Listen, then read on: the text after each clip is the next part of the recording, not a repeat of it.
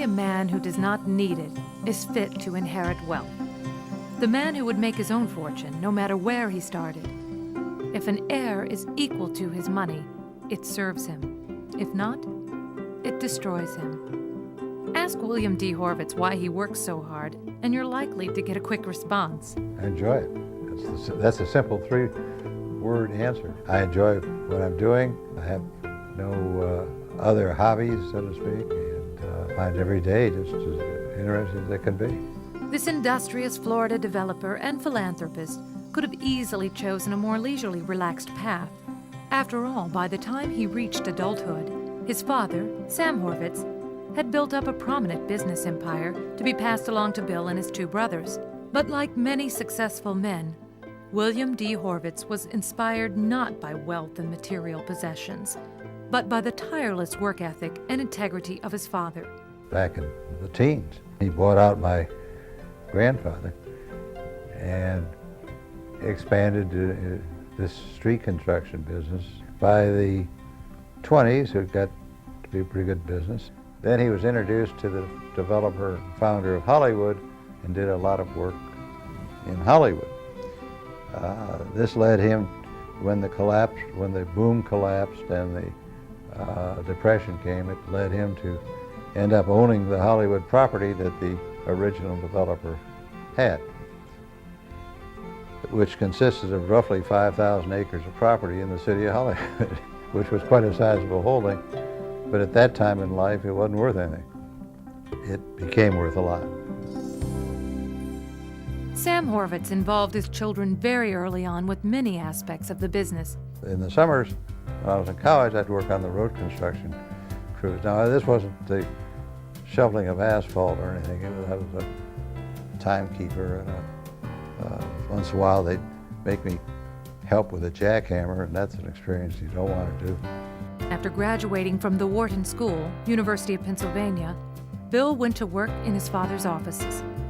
By this time, the family business had grown from a successful road construction company to include bridge building, 2 newspaper companies, and a Florida real estate operation, all headquartered in Cleveland. During the next 10 years, the Horvitz business would expand to include an even broader base of businesses. We acquired, over a period of a few years, 3 newspapers, 2 in Ohio, 1 in Troy, New York. And we got into the cable business, cable TV, right kind of at the beginning. Of all the Horvitz family enterprises, Bill's passion lie in the real estate business. In 1953, we all decided that I ought to be the guy to move to Florida.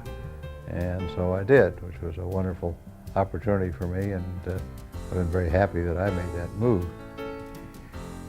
And lived in Hollywood, and after I learned what was going on for several years, I took over as president of Hollywood Incorporated, which was the developing company for the city of Hollywood. When I was in high school, one of his key recreation things that he did, we were land developers and builders, was on Sundays, we'd get in the car and we'd go to every new development in Dade and Broward County and look at the houses. That was his recreation. Bill Horvitz dedicated his efforts to building a quality community with the foresight of a visionary. Hollywood Incorporated was being castigated by the newspapers and city officials for holding back development.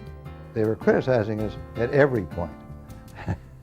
I mean, if holding back development was only one part, and then it evolved. And so we had some pretty rough and stormy times in the city of Hollywood. But we felt the time was not right, that what was going to get built would not be what we'd be happy with in the long pull. Bill wanted to control the growth, to ensure there was plenty of open space and that communities were developed in an orderly fashion. We developed Hollywood Mall as the first air-conditioned mall shopping center, and I was real proud of that. And it's a great experience. And then we developed the whole development of Emerald Hills with golf course, country club, all those things. And it's still a top area of Hollywood, so you can look at it with pride.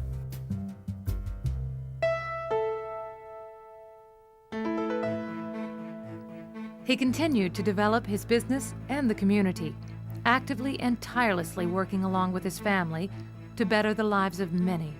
Philanthropy's always been an important part of his life, and he has shown through an example how it can be a very rewarding thing for the giver and benefit the people that receive the funds. His involvement in charitable and civic causes seems endless, but includes past president of the Jewish Welfare Federation, commissioner of the South Broward Hospital District, fundraiser, contributor, and authority member for the Performing Arts Center, founding trustee of Nova University, and the Children's Clinic at Bascom Palmer Eye Institute at the University of Miami was generously donated by Bill and his wife Norma. Today, William Horvitz heads up his own family business, WLD Enterprises, with a portfolio of properties that would certainly have made his father Sam proud. Even with all his impressive accomplishments, Bill still works with the same vigor, vision, and intensity that took his father from a builder of roads to a builder of fortunes. He enjoys his work very much, always has enjoyed his work. He has a tremendous energy. That energy has not diminished over time, and retirement is a word that he doesn't understand, and I doubt he will ever understand. Bill's inherited wealth was more than adequate to have provided him with a life of complete leisure. But William Horvitz chose to be a producer, a creator, a philanthropist. I think these people have to set a goal of what they want to achieve, and then they have to figure out how to get there.